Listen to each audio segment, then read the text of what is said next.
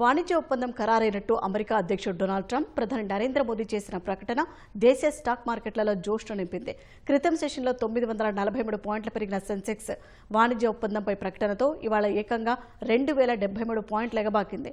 ఈ ఉదయం క్రితం ముగింపు 81,666 పాయింట్లతో పోలిస్తే 3,657 పాయింట్ల ఎగువన 85,323 పాయింట్ల వద్ద ఉదయం సెన్సెక్స్ మొదలైంది.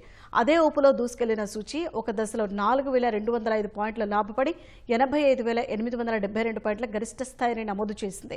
ఈ దశలో కొన్ని రంగాలకు చెందిన మదుపరులు లాభాల స్వీకరణకు మొగ్గు చూపగా సెన్సెక్స్ 83,501 పాయింట్ల కనిష్ట స్థాయిని నమోదు చేసింది.